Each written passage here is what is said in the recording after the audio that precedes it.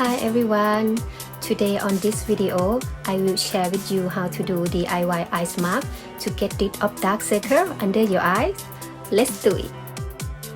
สวัสดีค่ะ วันนี้จะมาบอกวิธีการทำยังไงให้ตาหายช้ำนะคะสำหรับคนที่นอนดึกแล้วก็คนที่เป็นภูมิแพ้แล้วก็เพราะว่าคนชอบเป็นภูมิแพ้นี่จะจามใช่ไหมคะแล้วก็จะชอบบางทีคันตาค่ะเพราะว่าแอมก็ชอบจะขยี้ตาบ่อยเพราะว่าเวลาเป็นภูมิแพ้นี่มันจะแบบคันตายิบๆอะค่ะแล้วก็จะชอบแบบขยี้ตาแล้วทำให้ตาช้ำวันนี้ก็จะมาบอกวิธีว่าทำยังไงตาเราจะหายช้ำนะคะไปดูกันเลยค่ะ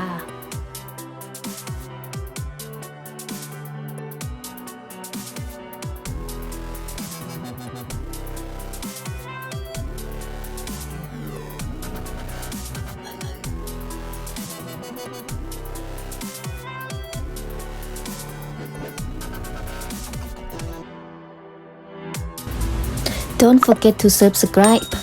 on my YouTube channel อย่าลืมกด subscribe และกดกระดิ่งเวลามีคลิปใหม่ๆจะได้ไม่พลาดการติดตามขอบคุณค่ะ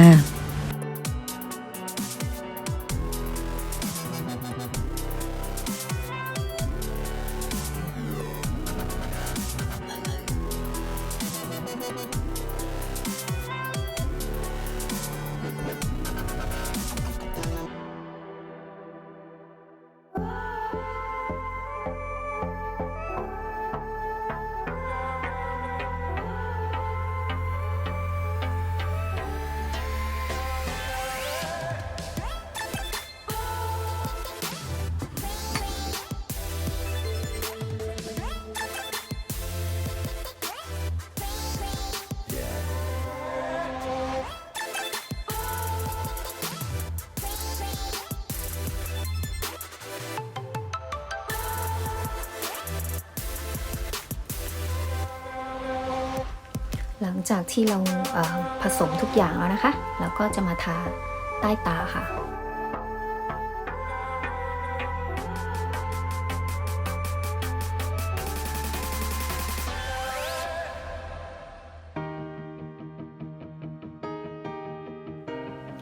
After we mixing everything and then we will apply under eyes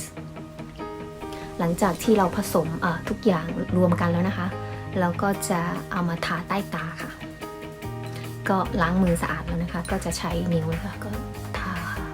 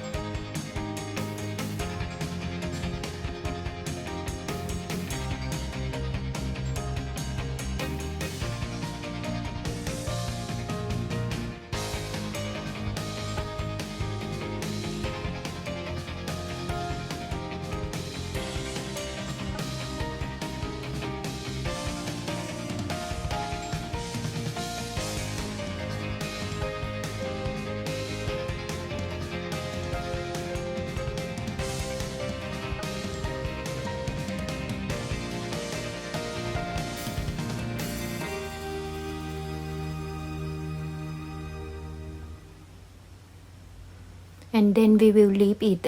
like 20 minutes and rinse it off later แล้วก็จะทิ้งไว้ประมาณ20 นาทีนะคะแล้วก็ล้างออกทาไปก่อน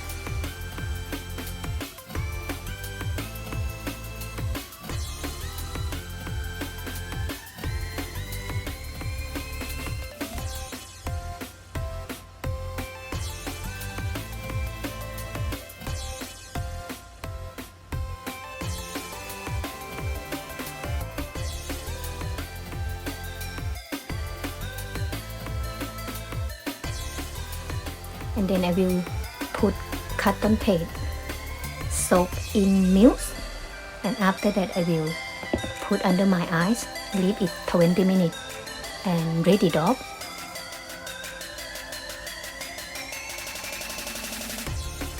do like this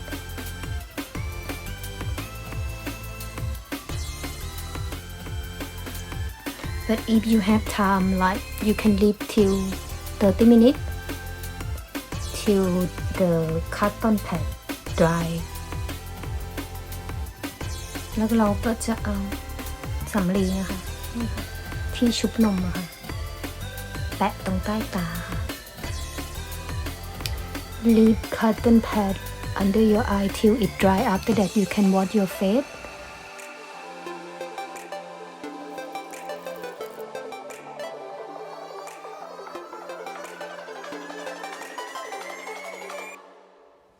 So now 20 minutes already. I will take it out. 20 นาทีแล้วนะคะแล้วก็จะเช็ดออกค่ะ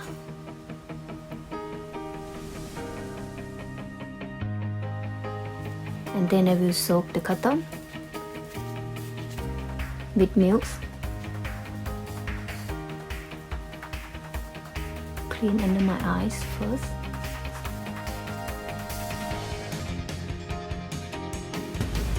Don't forget to subscribe on my YouTube channel. อย่าลืมกด subscribe และกดกระดิ่งเวลามีคลิปใหม่ๆจะได้ไม่พลาดการติดตามขอบคุณค่ะ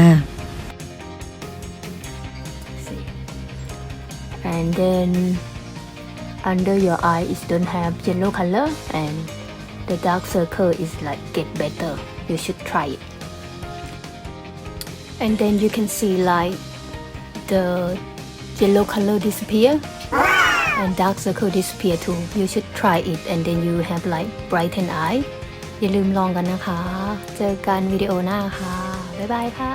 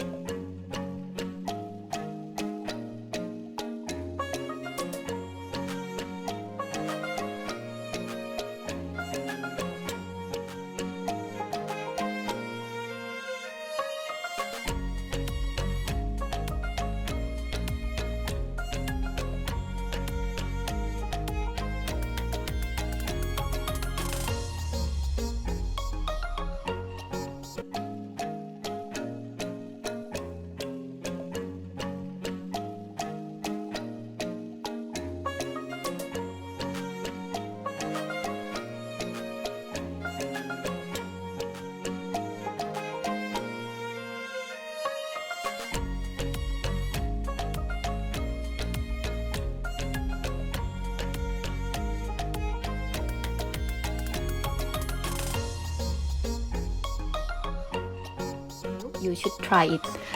ลองดูกันนะคะแล้วก็จะได้ใต้ตาจะได้ไม่ช้ำเหมือนหมีแพนด้าค่ะ Don't forget to subscribe on my YouTube channel อย่าลืมกด subscribe และกดกระดิ่งเวลามีคลิปใหม่ๆจะได้ไม่พลาดการติดตามขอบคุณค่ะ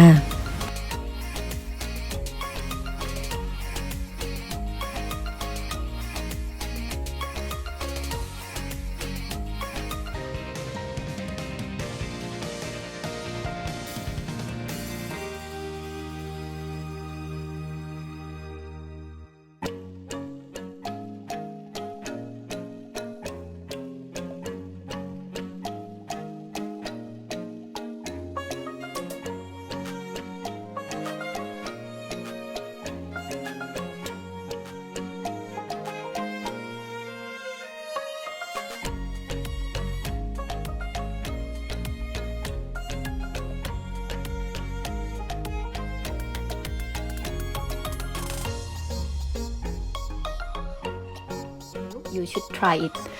ลองดูกันนะคะแล้วก็จะได้ใต้ตาจะได้ไม่ช้ำเหมือนหมีแพนด้าค่ะ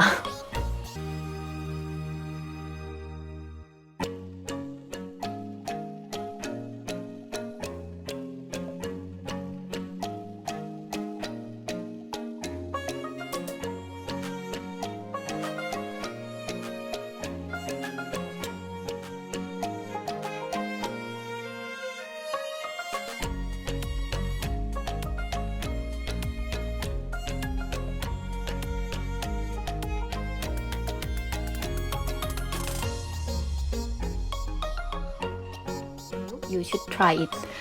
ลองดูกันนะคะแล้วก็จะได้ใต้ตาจะได้ไม่ช้ำเหมือนหมีแพนด้าค่ะ Don't forget to subscribe on my YouTube channel อย่าลืมกด subscribe และกดกระดิ่งเวลามีคลิปใหม่ๆจะได้ไม่พลาดการติดตามขอบคุณค่ะ